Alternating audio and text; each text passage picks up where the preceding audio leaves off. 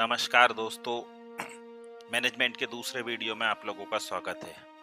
किसी भी संगठन के कुछ दोस्तों परिणाम क्षेत्र होते हैं और आपके परिणाम क्षेत्र आपके योगदान के सबसे महत्वपूर्ण क्षेत्र होते हैं। प्रबंधन के क्षेत्र में मुख्य परिणाम क्षेत्रों पर एकाग्रता ही आपकी प्रभावकारिता, आपके भविष्य और आपके करियर में सफलता की कुंजी है। मैनेजरों के लिए 7 मुख्य परिणाम क्षेत्र होते हैं। इनमें से प्रत्येक महत्वपूर्ण है और आपका ओहदा जो भी हो उसमें से एक परिणाम क्षेत्र शायद किसी समय आपके लिए किसी दूसरे से ज़्यादा महत्वपूर्ण होता जाता है। दोस्तों, बदलती परिस्थितियों के साथ एक मुख्य परिणाम क्षेत्र अहम बन जाएगा और दूसरे का महत्व घट जाएगा। लेकिन अगर आप हर क्षेत्र में बेहतर बनना और अपने सर्वश्रेष्ठ स्तर पर प्रदर्शन करना चाहते हैं तो आपको पता होना चाहिए कि ये 7 मुख्य परिणाम क्षेत्र कौन से होते हैं। दोस्तों, सबसे पहला परिणाम क्षेत्र होता है संगठन का विकास। जी हाँ दोस्तों, संगठन का विकास। दोस्तों, व्यवसाय में पहला मुख्य परिणाम क्षेत्र आपके संगठन का विकास। इसमें उन चीज़ों के बारे में सोचना और उन्हें करना शामिल है जो परिवेश को सकारात्मक और सद्भावनापूर्ण बनाती हैं।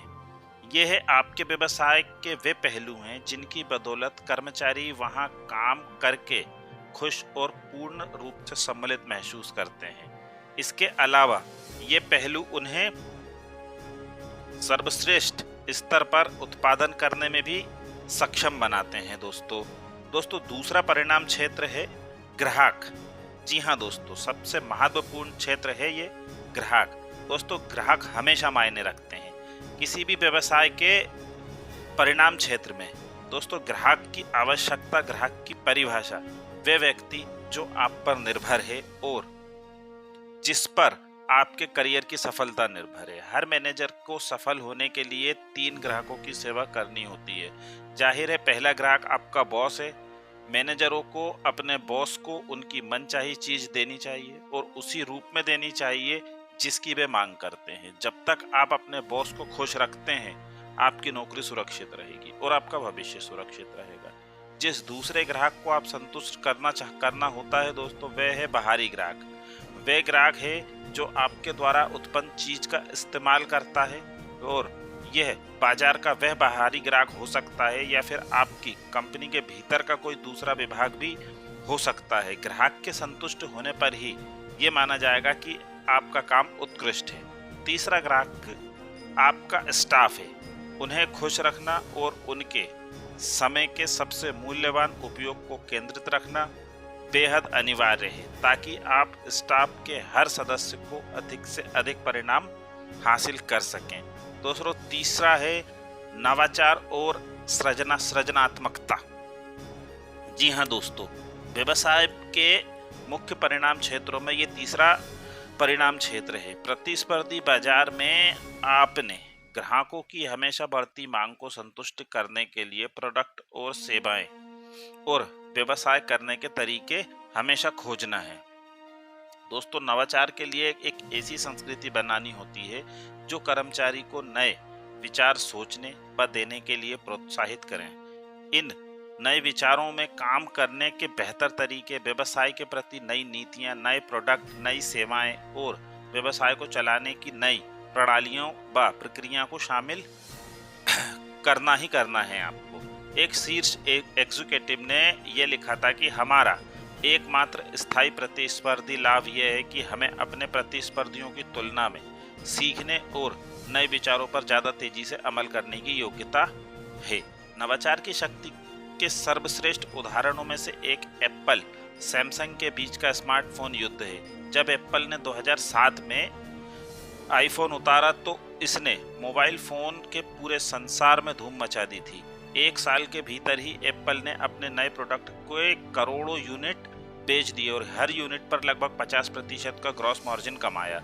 इसी समय उपभोक्ता इलेक्ट्रॉनिक और लैपटॉप कंप्यूटर के निर्माता सैमसंग ने निर्णय लिया था कि स्मार्टफोन बाजार नवाचार और विस्तार के लिए बहुत अच्छा क्षेत्र है। एप्पल 1 साल या 1.5 साल में अपने आईफोन का नया संस्करण बाजार में उतार रहा था, जबकि सैमसंग हर साल नए स्मार्टफोन के 3 से 5 संस्करण बाजार में उतारने में लगा था। दोस्तों 5 साल के भीतर यानी 2013 में मोबाइल बाजार में एप्पल के आईफोन की हिस्सेदारी 50% से घटकर 12.9% पर रह गई। तूफानी अंदाज में नवाचार करने और नए प्रोडक्ट उतारने की दर की वजह से नवाचारी सैमसंग ने 2013 में पूरे संसार के स्मार्टफोन बाजार में से 69% हिस्सेदारी अपने नाम कर ली थी। दोस्तों चौथा जो सबसे महत्वपूर्ण काम करना है वह है आपको कम से ज़्यादा उत्पन्न करना। दोस्तों व्यवसाय में एक मुख्य परिणाम क्षेत्रों में होता है उत्पादकता। दोस्तों सबसे सफल कंपनियां अपने संसाधनों का इस्तेमाल कार्यकुशलता से और अच्छी तरीके से करती हैं। अपने संसाधनों का इस्तेमाल करती हैं।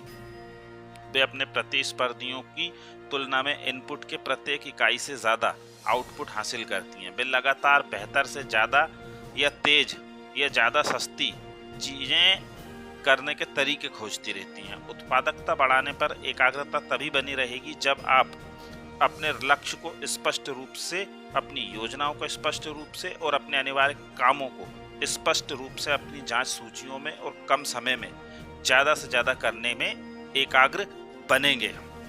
दोस्तों पांचवा आपका जो महत्वपूर्ण परिणाम क्षेत्र होना चाहिए वह है गुणवत्ता पर ध्यान केंद्रित करना। दोस्तों व्यवसाय का मुख्य परिणाम क्षेत्र है ये भी। इसमें काफ़ी हद तक आपके काम की गुणवत्ता ही व्यवसाय में आपका भविष्य तय करती है। एग्जीक्यूटिव के रूप में आप अपनी जिम्मेदारी के अपने क्षेत्र के लिए पैमाना तय करते हैं। आप अपने प्रोडक्ट और सेवाओं के लिए गुणवत्ता के जो पैमाने तय करते हैं वे खास महत्वपूर्ण होते हैं। इतने ही महत्वपूर्ण वे पैमाने हैं जो आप अपने काम की गुणवत्ता के लिए तय करते हैं। इस कारण आपको गुणवत्ता पर जोर देना चाहिए, गुणवत्ता पर चर्चा करनी चाहिए और दूसरों को इस बारे में लगातार सोचने के लिए प्रोत्साहित करना चाहिए कि आप अपने तरीके या बाहरी ग्राहकों के लिए जो काम करते हैं उनकी गुणवत्ता को कैसे बेहतर बनाया जाए। दोस्तों आपका छठा जो परिणाम क्षेत्र है वह है मुनाफा और घाटा। दोस्तों व्यवसाय में दूसरे मुख्य परिणाम क्षेत्रों की अपेक्षा ये काफ़ी महत्वपूर्ण क्षेत्र है। ये अर्थशास्त्र में कंपनी की सारी सफलता का अर्थशास्त्र मतलब कंपनी की सारी जो सफलता का जो अर्थशास्त्र है वो इसी से तय होता है। मैनेजर लगातार या तो आमदनी बढ़ाने की कोशिश करते हैं या फिर लागत घटाने की। मैनेजर के रूप में आउटपुट के मूल्य के संदर्भ में इनपुट की लागत के बारे में लगातार सोचते रहते हैं। अर्थशास्त्र हमेशा उच्चतम सीमा का जिक्र करता है। आप हमेशा किसी खास काम में धन, समय, ऊर्जा और भावना का निवेश पर सर्वोच्च संभव मुनाफा पाने की हमेशा दोस्तों कोशिश करते रहते होंगे। दोस्तों इसी कड़ी में जो सातवां और अंतिम विचार है दोस्तों वह है अपने कर्मचारियों का विकास करें। जी हाँ दोस्तों, ये सबसे महत्वपूर्ण परिणाम क्षेत्र है सभी मैनेजरों के लिए, किसी भी संगठन के लिए और किसी भी बड़ी कंपनी के लिए। सबसे ज़्यादा महत्वपूर्ण यही है कि वे अपने कर्मचारियों के विकास के लिए कुछ भी ट्रेनिंग प्रोग्राम रख सकते हैं, कोई सेमिनार रख सकते हैं या जो भी पॉसिबल हो उस टाइप का कोई भी कार्य कर सकते हैं। दोस्तों व्यवसाय में जो सातवां परिणाम क्षेत्र है वह कर्मचारियों का विकास है। जिन कर्मचारियों पर आपका व्यवसाय निर्भर है आप उनके प्रशिक्षण और विकास में कितना समय और पैसे का निवेश करते हैं। दोस्तों American society for training and development के अनुसार विकास और मुनाफे के संदर्भ में 20% कंपनियां अपनी सफल आमदनी का 30% या इससे ज़्यादा पैसा उन लोगों के प्रशिक्षण पर खर्च करती हैं जो उस आमदनी के लिए जिम्मेदार है। जी हाँ दोस्तों, एक ह्यूमन रिसोर्स पत्रिका में एग्जीक्यूटिव में प्रकाशित एक लेख के अनुसार कर्मचारियों को प्रशिक्षित करने का लाभ बहुत ज़्यादा होता है। कर्मचारी जो काम करते हैं उनमें से बेहतर बनाने के लिए प्रशिक्षण देने में आप जो $1 या आप कुछ 10,000 रुपये तक खर्च करते हैं उससे आपको लगभग इसका 4 गुना तक आमदनी होने की संभावना बढ़ जाती है। जी हाँ दोस्तों, धन्यवाद। आपको ये मेरा वीडियो कैसा लगा कृपया कर मुझे कमेंट्स कर बताएं। कृपया मेरे चैनल को लाइक करें, शेयर करें। धन्यवाद। जय हिंद।